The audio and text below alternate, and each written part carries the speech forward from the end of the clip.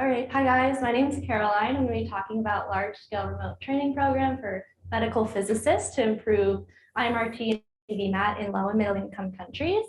So I'm so sorry. Okay. I am the outgoing program manager of Bryos Contra Cancer. I'm also an M0.5, so I'm going to be starting medical school in the fall. But I've been working for RCC for the last year and a half, and we're a nonprofit with a mission to create sustainable access to high quality and timely radiation treatment for cancer patients. And we do this primarily by focusing on education and training, where it's often really scarce to find those educational opportunities. So to date, we've completed 23 virtual training programs, reaching over 3,500 clinicians across the world. So my colleagues, Dr. Ben Lee and Maria Caicedo, have presented at ROECSG in the past and really talked about some of our great work so far. And we've really already established that our virtual training programs can result in really high participant satisfaction, relatively easy to implement on an online format, and lead to significant increases in knowledge and confidence among the participants. However, we really have not been able yet to measure the effect of our training interventions on the actual quality of the treatments that the patients are receiving. And so in this IMRT VMAT for Physicists course, we were really trying to pilot a new assessment tool to be able to measure those some of those objective metrics. Particularly, we were using a two-part assessment tool that I'll talk about in just a second, measuring the physicist's ability to perform treatment planning. So to give a bit more background on this particular course, it was conducted in the summer of 2022, 15-week course. We had 1-hour weekly video conference sessions, both involving a didactic learning model as well as case-based learning with our volunteer educators. We had participants from all over the world, over 500 participants, making it one of our largest courses at the time. We've now had larger courses, if you can believe it. Primarily, this course drew from Africa and the Southeast Asia region, as well as primarily reaching medical physicists with a few other clinicians also attending. And you'll see a big portion of our curriculum for this particular session focused on treatment planning, particularly that second half of the curriculum. And so to really be able to assess just in general how well we were teaching IMRT VMAT, as well as particularly the treatment planning, we had a couple approaches. Pretty standard among our courses, we distribute an electronic survey before and after, measuring both confidence on a 1 through 5 Likert scale for, in this case, 7 domains of IMRT and VMAT, as well as a knowledge exam. We track attendance for credit hours, and they are able to, include that in their end of course certificate, those credit hours.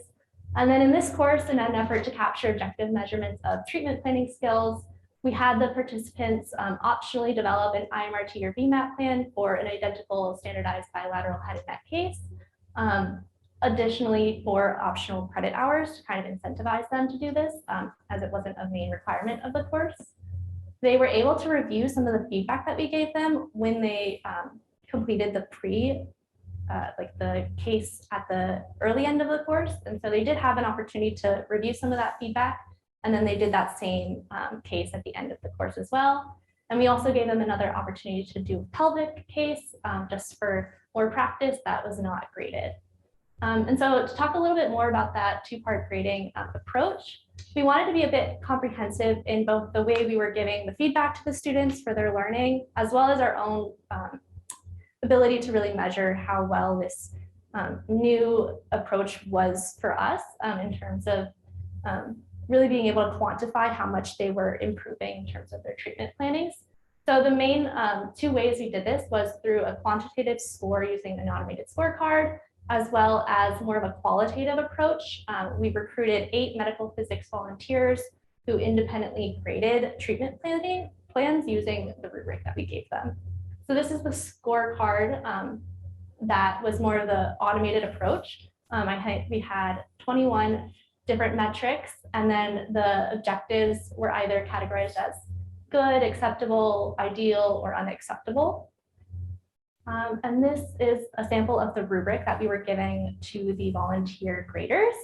So for each of these 6 categories, they were given this sample kind of feedback response, which they could take and adapt moderately to that particular case that they were grading for. So either a score of 0 to 3, and 3 being the best. And so we did end up kind of quantifying this qualitative feedback, but on the participant end, they were able to get their case back and review just more in like verbal terms what they were missing and how that could have been improved. So these are the results from the study overall. They're really promising, and I think they definitely showed a lot of engagement from the course throughout. Again, it was one of our first really, really large, ambitious courses. So of the 514 total participants, we had 240 responding to the post-course survey as well. Mean confidence scores did increase on their knowledge exam, mean confidence scores improved for their confidence from a 3 out of 5 to a 3.8 out of 5. And their knowledge as well improved from 37 to 54 on their knowledge multiple choice exam. And those are pretty common metrics that we have seen in all of our courses really that we've conducted in the past. And so what was unique about this course was really that treatment planning homework assignment that they were given. And so I think being the first time that we implemented that, we got some really promising results as well. 61 participants completed the first case on the pre-course side, 52 completed that practice case, and 47 completed the post-course case. And of those, there were 33 individuals who kind of one-to-one completed both the pre and the post treatment plan. And so these summary charts kind of summarize how successful those participants were in improving their performance. This was our more quantitative scorecard metrics, and you can see they jumped quite a bit from a 12 out of 25 to 17 out of 25, and that was a significant difference. However, in our qualitative rubric scores, we did not see a significant difference, although it did trend slightly from 9.15 to 9.7. So I definitely think it's a good start, but perhaps more is, we could probably do some things to improve that along down the line. And this is just an example of what this really looked like for a particular case.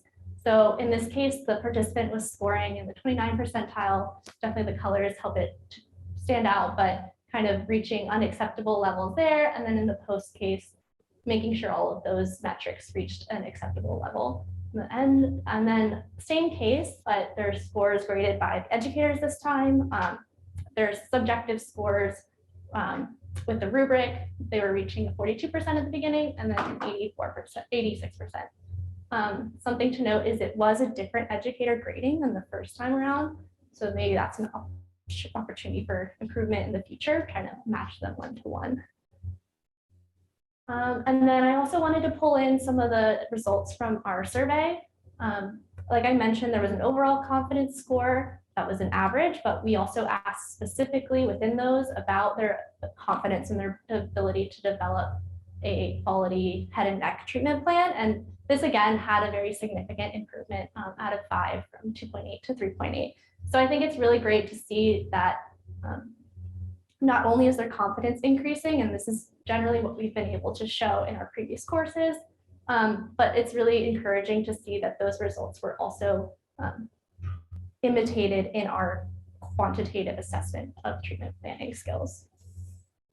So in conclusion, we found that our virtual curriculums improved treatment planning performance, knowledge, and confidence, as well as a distributed team of volunteers enabled this to be a low cost and scalable intervention, leveraging both synchronous and asynchronous teaching methodologies. We definitely have some more areas for improvement.